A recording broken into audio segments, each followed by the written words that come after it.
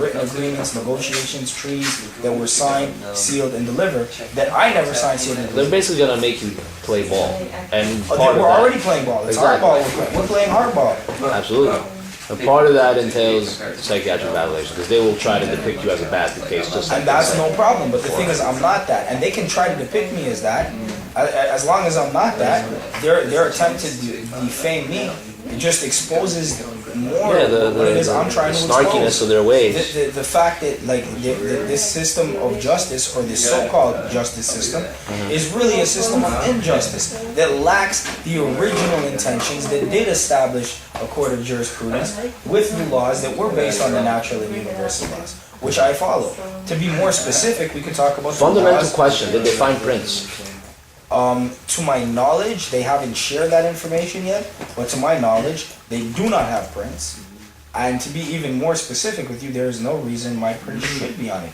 It was not mine, and that's the actual truth of the matter. The situation that they're trying to pin it on me is just what created the opportunity with the whole case. As I mentioned earlier before you got here, it could have been a less serious case. It could have been a case like jaywalking. It could have been a more serious case, something like murder or some actual stuff that really does constitute as a crime, even in my own law.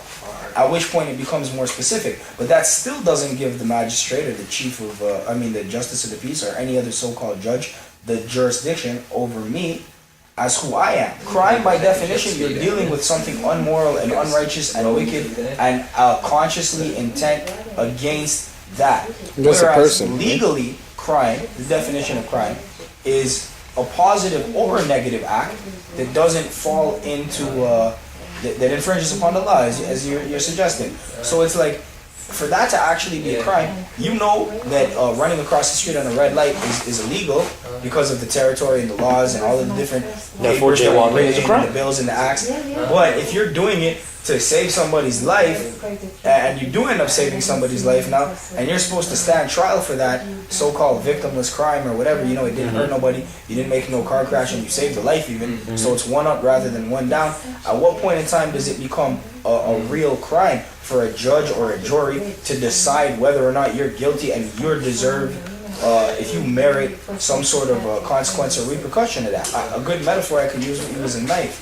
If somebody sees a child playing with a knife, it's a legal knife, it's illegal, you're not allowed to walk with this type of knife, and they take that knife away from that child, even though they're not a police officer or anybody else in this hierarchy of so-called authority and order and governments, at what point in time does that become illegal? As soon as he touches it, or because the child already had it, or where did the knife come from, or you know what I mean? It's very, these are all factors that play into it, and it's only gauged by a person's capacity are you able to judge. The jurisprudence is the study of law, so it's not judgment. They're not allowed to pass judgment. They're observing the law. That is their job. They're not supposed to enforce. When the judge spoke to me in my preliminary hearing talking about I order you to stand trial, he doesn't have the right or the jurisdiction to order me. That was his response to me asking him for his jurisdiction. I asked him for his status and jurisdiction. He gave me his status. He was hesitant to, and he almost murmured or muffled or stuttered it, but he said it proper finally. What did he say? He said he's acting as a member of the justice of peace. Okay. So he didn't give a specific position that he holds in his order, but so he's like a legal dozier type of thing. That is actually the case, but that's not something that they would necessarily understand. Want you to? No, that lingo is just not. It wouldn't be understood or appreciated. Yeah, but fuck him. Yeah, fuck him still. But long story short, I got love from him, so it's not really fuck him. It's really understanding the situation.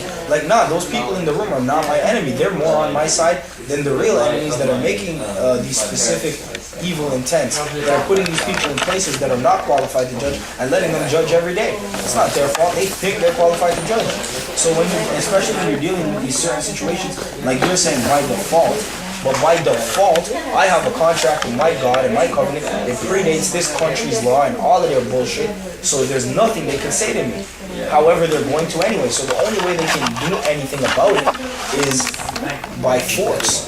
by imposing upon me by force, which goes against their own standards, which would only paint them out to be what they don't want to be painted out to be, painting me out to be exactly what I do want to be, because that is my claim, that is my direction, that is my objective, to be acknowledged as a righteous sovereign. In or out of jail, they're elevating my status just by putting me on the record saying what I'm saying, because of the knowledge, wisdom, and understanding I have. It's different than somebody else. Earlier tonight, one of the women had asked the question, what if somebody was crazy, like just their mind is fucked up, they're a murderer, but they did the same thing as you? Wouldn't they just get off with the crime, and couldn't they just get away because all of their paperwork is correct? And I said, it depends. Like me, like you're dealing with a situation where, I mean, anything is possible, so that could occur. But in most cases, that person, if they really are fucked up in their head, or then they're not making the same claims. They're not addressing the same specifics. They wouldn't be in the same space. They wouldn't be able to sincerely, honestly convey what I am going to sincerely, honestly convey. That I'm sincerely, honestly conveying right now. The truth in the matter, the objective to be righteous, like love and blessing. I think we've even had this discussion before. Outside of this, anybody claiming to be righteous or sovereign is opening themselves up to be told they're not righteous or they're not sovereign for every reason that they might not be.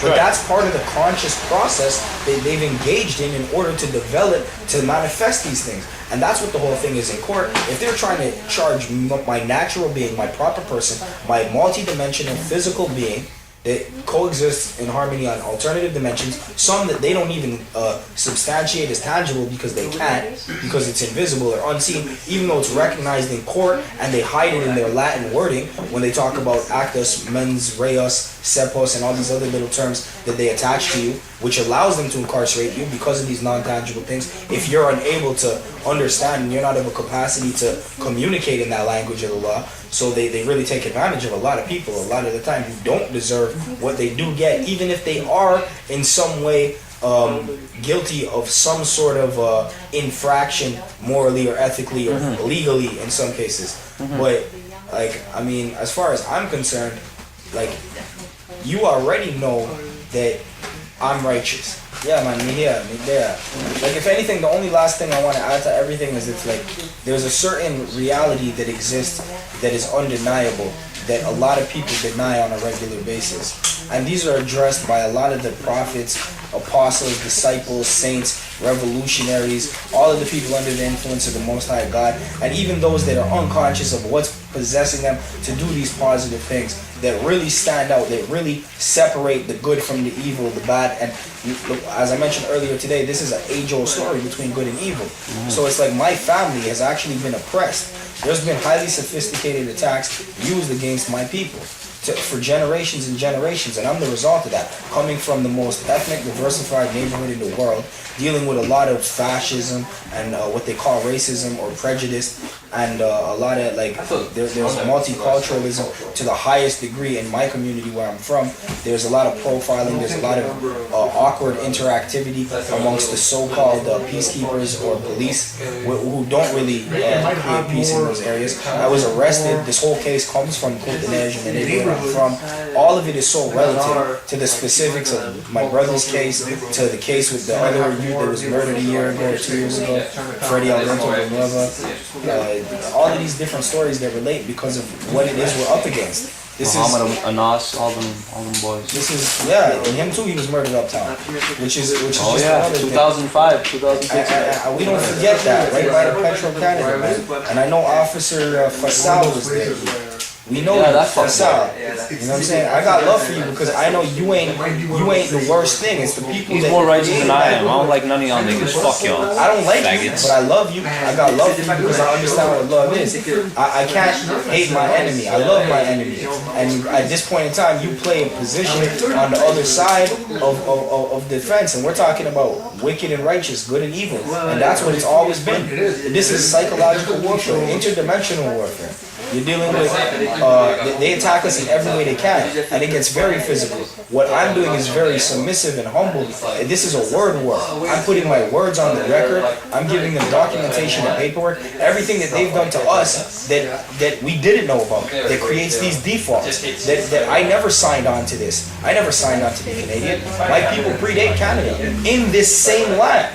And there's proof of that. The Hebrew Israelites, tribe of Yosef, bang, bang. Shout out to Yahuda, raised in the house of Judah.